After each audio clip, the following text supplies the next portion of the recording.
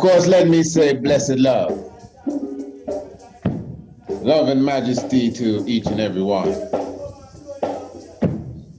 Life giver and the keeper of life. King Emmanuel I, Selassie I, Jah, Rastafari. I give thanks for your presence with us on a wonderful evening. Just keeping joy, just keeping happiness. Righteousness of salvation. Give thanks for this moment. Give thanks, of course, for the shock of the hour. And yes, the Honorable Priest Kidemi Shalom Isaac here with you. And with happiness, I do welcome you into the nest. The tiger's nest where we come and we uplift the heavens and uplift the thoughts. We're ever thankful for the Nyabingi drum sound that ushers us basically into this realms and this feeling. And we're thankful for the frequency as well. Give thanks for the giving of thanks. Asante Sana. Yes, in all goodness. This evening, I would like to speak about the time frame of 3:30, somewhere between 3:30 and 3:40. And I'm speaking of in the evening. And the reason why I found it necessary to bring out this discussion is because of two things. Now, once the Honorable Priest Jaman, who at least at the recording of this audio here, resides in Antigua, the Honorable Priest Jaman, but of course, the Honorable Priest Jaman was born right there at Bulbe in Jamaica. To be honest, I don't know if he was actually born there at this spot, but you know what I mean. Even if he was born in the hospital or whatever, I cannot really say. Maybe I should get that information. But I mean, that's where he came home to. That's where he was born. You get the point. So he was given the name, the honor, Jaman, you know, by the Honorable King Emmanuel Charles Edwards. This is him telling me so. In fact, when they dedicated the children, from what he showed me, the Honorable King Emmanuel was also on the altar.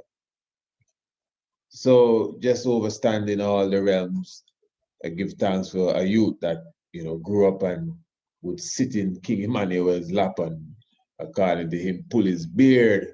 So it's a brethren that I've also interviewed already, the Honorable Priest Jaman.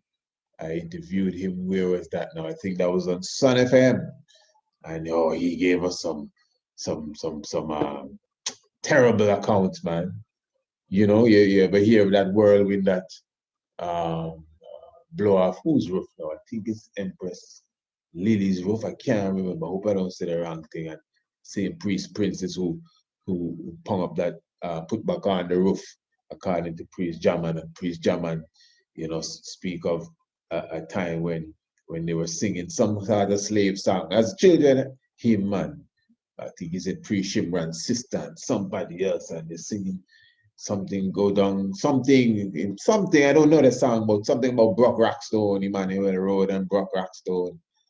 And you say the king come out, and King Emmanuel come out with the staff and bonfire and say something about singing them judgment slavery song. And according to Priest Jaman, he wave his hand with the rod and a whirlwind passed through the yard and lick off roughs. You see it. And I get that account from others more than him. But he was one of the youths that were there singing and brocking the stone and singing the slave song. So you get some good accounts and testimony, eyewitness accounts from an individual like the Honorable Priest Jaman. So it was he now who said that he once told me, man, if a man rise 3 o'clock, he says 3 o'clock. If a man rise at 3 o'clock in the morning and pray, whatever a man pray for, it must come true. Just say when you pray at 3 o'clock, that's he telling me this, eh? I don't think I've ever heard it anywhere else, but he said when you pray 3 o'clock, you know, all your wishes, your dreams, and not your dreams, the prayers will come to pass because of the time frame that you're uttering the prayer up unto the Father. And if you remember, if you would recall, when we did the interview with the Honorable Priest Chris, the Honorable Priest Chris was showing us now that, well, you know, during the time of 4 o'clock in the morning, around that time, 4 o'clock in the morning, going up to 4 thereabouts, or maybe a little after, the Honorable Priest, I think it's Priest Turks it was, he said the Honorable Priest would be coming through the yard. Not Priest Turks, it's Priest Jackie. One of the two though, coming through the yard, and he would come, and especially if you're a visitor, you're just coming or whatever, and give you a cup load, not give you a drana, not give you a spliffer, give you a kite, give you a cup load with instructions. Hear this, the man, the Father sent this for you. 4 o'clock, eh? The Father send this for you in the morning. We're talking about, not no afternoon. Eh? The Father send this for you. Cup load, you know, burn a chalice, go to Psalms reading. Now I want you to keep all of this in mind, because what we're going to be doing this evening, we're going to be listening to Sadhguru. We had a little clip from Sadhguru the other evening when we were dealing with the 108. That's a small clip. So if that was the first you ever heard of him, you should you know, check him out. As I said, very similar to our own Yogi Raj. I say our own because you don't know. Meeting His Imperial Majesty, the Emperor Haile Selassie, you know, 1982. Check it. Mystic. Is it 1982? 1892, eh? Mystic vibration all around. So we're going to be listening to this guru, this yogi master here, and he will be speaking of, quote, something very important happens at 3 a.m. You get it? Something very important happens at 3 a.m. So this is what we want to know now from the good guru, the good yogi, as we go into that mystic. I just mentioned what the Honorable Priest Jaman said. Hey, 3 o'clock, all your prayers answered. Imagine that. Priest Turks coming around with a cup load from the Father. Burn that and go to Psalms reading. The time frame, no sun come up yet. Something very important happens at 3:30 a.m. So what is it that is so important that happens at 3:30 a.m.? There is something happening in nature between 3:30 to 3:40. It's a very significant part of the time. And how do people start on this path? Because a lot of this makes sense to people, but in the world they live in, they don't know where to start. Many problems that human beings are suffering is simply because we have lost that awareness as to how to be in sync with the many forces. If you become in rhythm with life, you will also wake up somewhere after 3 a.m. At that time, if you sit up and do whatever process you have been initiated for, it will bear maximum fruit.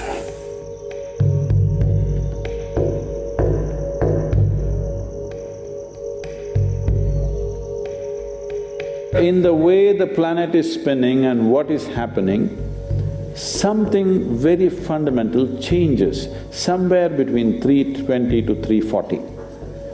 This is called Brahma Muhurtam. This is relevant only up to 33 degrees latitude. Your system, human system, functions in a certain way. It is a possibility. So, there has been an awareness about making use of this possibility. Your life is a product of many things that we call as the universe, many things that we call as existence. So we are a consequence of a certain phenomenal happening that we call as cosmos. We are not an individual existence. So when you get in sync, certain things will happen. You know, there's a cicadas in where we are in Tennessee, the US ashram, they wake up once in 17 years. Can you beat it? They know it is 17 years and they come awake and they breathe and they go back to sleep. They're keeping time once in 17 years, no alarm bell anywhere. Well, how is this? I'm saying they're in sync with nature. We have lost sync within nature and we think that is our nature. No. All the many ailments, many problems that human beings are suffering is simply because we have lost that awareness as to how to be in sync with the many forces which are making us who we are. So yoga is to bring that sync so that you are in rhythm with life. If you become in rhythm with life, you will also wake up somewhere just after 3 a.m. If you're conscious, suddenly a certain spark of aliveness will happen within you. Even if you're in deep sleep, you will come awake. This must happen to you. This means you're falling in sync with it. And you know, he's saying there that as far as the natural rhythm of life, he's explaining that once you are in sync with nature, once you are one with the all, you should just instinctively rise up around that time, 3:15, 20, 3:30. This is what he's saying. And making mention of you going into the ritual that you have been initiated into. And interestingly, he didn't say, you know, sit in the lotus position and breathe.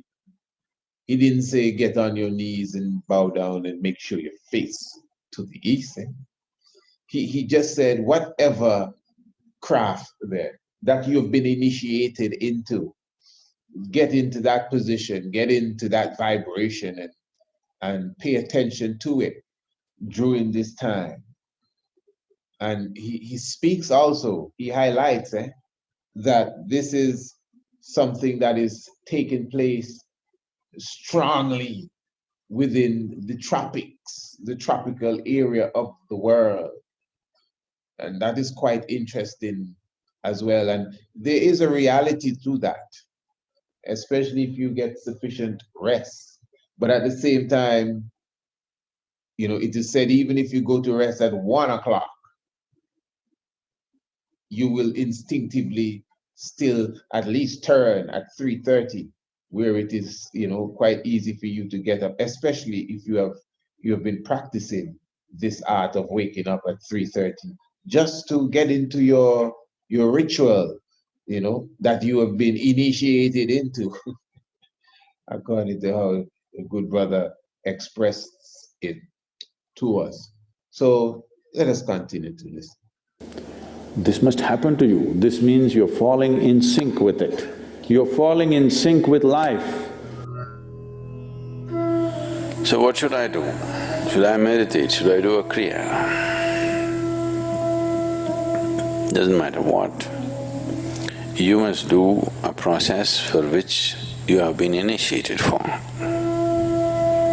Because initiation means you were not just taught a practice, it was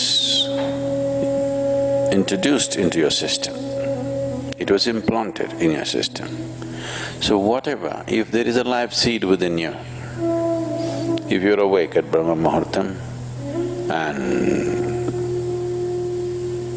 sit for whatever that practice is, it bears maximum fruit because of the way the planet is behaving in relation to your system. If you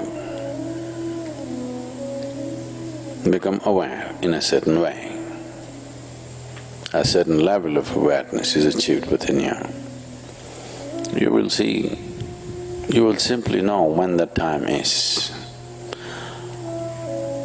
If you go to bed at the right time, you don't have to look at your watch. You will always know when it is 3:40, because the body will behave in a different way. At that time, if you sit up and do whatever process you have been initiated for, not what you picked up from a book, it will bear maximum fruit.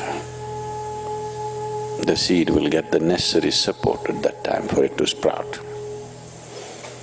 or spurt up more rapidly than at other times. This is only for the initiated. If you are not initiated, you are a book yogi. Then 3:40, 6:40, 7:40, not so much of a difference. Sandhya kalas are more important for such people. Sandhya means 20 minutes before sunrise, 20 minutes after sunrise,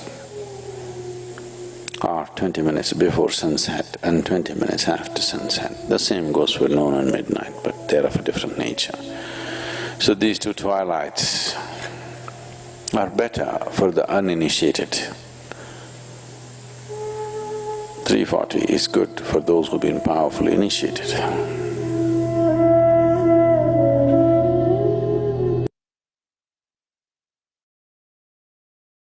And again, it brings you into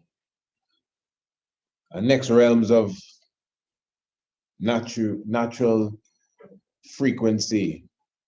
He speaks about 20 minutes before and after, be it sunrise, sunset, and some would say 6 o'clock, eh? But the 3:20, 3:30 thing is like a different realms altogether. You know, mystic happening within, something just to bring out. If you're feeling a little bit uncertain… Oh, pardon me for that. So when we observe now, because I'm going to go to a next video. All right, same Sadhguru with a bit of narration here. All right, listen. If I teach you a way where you can manage your chemistry the way you want, but we need 32 hours of focused time, do you think your life is valuable enough for that much investment, I'm asking? Yes. It's 32 hours of focused time.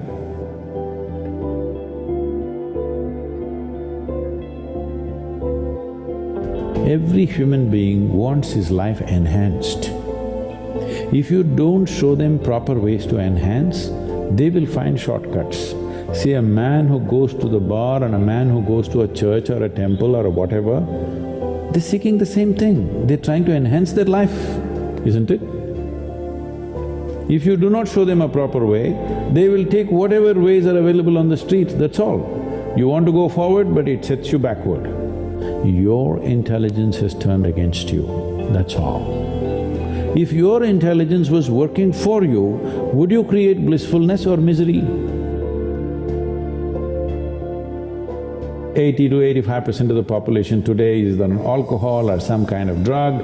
We have come to a place where to grow our food, we need chemicals. To be healthful, we need chemicals. Today 70% of the population is on prescription medication of some sort. To be peaceful, we need chemicals. To be joyful, we need chemicals. To be ecstatic, of course you have ecstasy. So we are going towards chemicals in a huge way. The water that you drink is full of chemicals, the air that you breathe is like that, and the food that you eat is like that. So if 90% of humanity goes into chemical consumption, consciously or unconsciously, if they consume a lot of it, the next generation that we produce will be of a lesser quality than who we are. That's a crime against humanity. So right now, chemical is a net, it's not another trapeze, it's a net that you can fall into and people experience their own little heaven. Well, it ruins you in so many ways. The important thing about life, whether it's a grasshopper out there or you, both of us are striving to be the fullest possible life that we can be. A grasshopper is trying to be a full-fledged grasshopper, a human being is trying to be a full-fledged human being. So similarly for a human being, if you take away any of his faculties in any way, even temporarily, have you enhanced his life? So intoxication is just that, it is taking away your faculties for a period of time, but if you continuously do it, it'll take it away for your life. So you're taking away or subjugating your faculties for a little bit of pleasure or maybe a lot of pleasure, whatever… however you wish to describe it. But the important thing is you're taking a backward step with life because life can only be enhanced by sharpening and increasing our faculties, not by decreasing our faculties. This means we are taking a backward step, though there may be pleasure attached to it, because you need to understand the greatest chemical factory, the most sophisticated chemical factory is right here. If you're a great manager, you will produce what you want from this. If you're a lousy manager, you do wrong things, you get anxiety, you get something else, you get rubbish going on within you because you are misusing your chemical factory or you don't know how to manage your chemical factory. Why your intelligence is turned against you? There's no stable enough base. So the entire yogic system is about this, that you create a stable base so that your intelligence works for you. No. If you find solutions for every problem, that is intelligence. And how do people start on this path? Because a lot of this makes sense to people, but in the world they live in, they don't know where to start. Even yesterday I was at this How to Academy talk. The last question was, all this is fine, Sadhguru, can you give us one mantra that we can take home and that'll work for us? So I asked a simple question. See, to learn ABC, to learn to read and write a simple language like English, I'm saying simple language, just 26 alphabets. To learn a simple language, years of schooling, to read, write, understand. For this you're taking 12 years. To transform your life, you want to do it in 2 minutes. Oh yes, we are very thankful for the life giver and the keeper of life. Even if you do right for the wrong reasons, the principle is that you're doing right and the right will follow you. You know, it's quite interesting, we talk about love and caring and sharing, and it's very hard to see us expressing that true love until we can go within our own selves, comprehend and stand in love with yourself. People say fall in love, but because if you don't love yourself, it is impossible for you to love another. As we say all the time, you ask me for some water to give to you to drink. And even if I want to give you that water to drink, but the fact is, the reality is, I do not have the water even to give my own self a sip to quench my thirst. What could I do for you? And it's the same thing with unconditional love. And if an individual does not have that for their own self, it will be very, very hard, down to impossible to have it for another.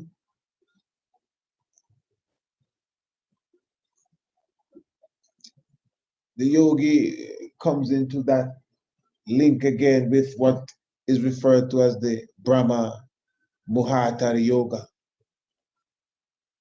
330. And there are other writings and scriptures, I think for sure in the Apocrypha. There's a set of books they call the Acts of Solomon. One of these books, and it speaks of it being a shame. It's a shame for the sun to rise before a man. And that's just so true. Anyone who understands the importance of getting up before the sun, and for one reason or the other, the sun get up before you, even when you get up with the sun, even if you get up just a few moments before the sky begins to, brighten, you feel as if you have missed the boat. You need to rise up when it's dark, when the crickets are still in their climax. Yeah. And you're supposed to, as King Emmanuel say, you take your angels fresh. You ever hear about that? The angels fresh. I hear someone say, River Jordan fresh. It's an early shower. Angels fresh. Imagine that. That's a real serious thing. That's the fresh before, way before the sunrise, at least, up by 4. By 4:30, you getting your angels fresh. If we assuming the sun is going to come up around 6. And just get into the day. And as they said, in a few moments, priest starts coming around with a cup full. It's meditation time. It's yoga time. It's Tai Chi time. It's deep breathing time. Can you imagine that? By the time the sun is coming up, you're already ready to go into something a little more physical towards the production and the sustenance of what they call food, clothing, shelter, and these different things. But you have already given the morning. You have already welcomed the day in deep frequency and spirituality. So it's a heaven. This sort of activity assists an individual to find love within themselves. This assists an individual to create that oneness. We were speaking when we were doing the interview with the Honorable Priest Chris again.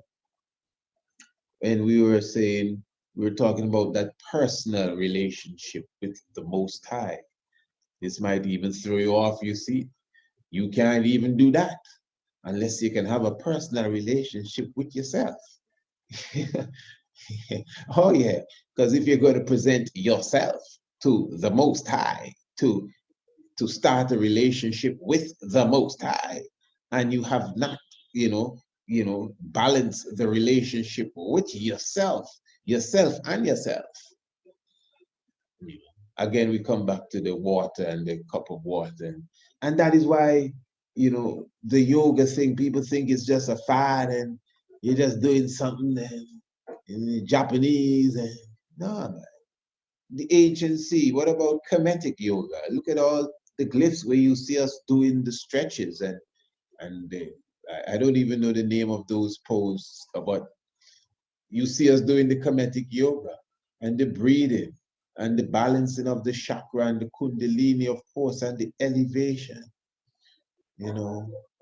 Although I hear the guru talking about chemicals, well, I mean, he went as far as to say chemicals in the air and in the food, and this is, very, very, very true, but, and I know one's always tried, not saying him, but one's always tried to take a little swipe at the marijuana, smoking And I'm not saying him. And But you know talking how it about is.